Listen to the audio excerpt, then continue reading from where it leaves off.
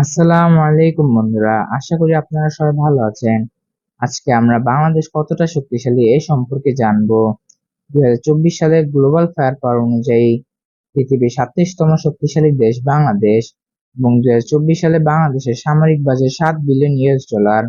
বাংলাদেশের সামরিক বাহিনী তিন ভাগে বিভক্ত: সেনাবাহিনী, নৌবাহিনী এবং বিমান বাহিনী। আমরা প্রথমে সেনাবাহিনী সম্পর্কে আলোচনা করব।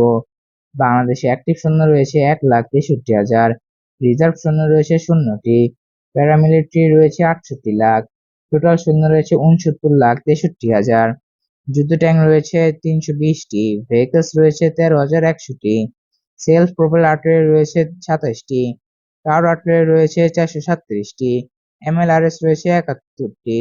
বিমান বাহিনী সম্পর্কে আলোচনা করব। টোটাল এয়ারক্রাফট রয়েছে 216টি, ফাইটার জেট রয়েছে 44টি, অ্যাটাক ট্যাব রয়েছে 0টি, ট্রান্সপোর্ট রয়েছে 16টি, ট্রেনার যুদ্ধবিমান রয়েছে 87টি, স্পেশাল মিশন রয়েছে 4টি, ট্যাঙ্কার ফ্লিট রয়েছে 0টি, হেলিকপ্টার রয়েছে 73টি, অ্যাটাক হেলিকপ্টার রয়েছে 0টি।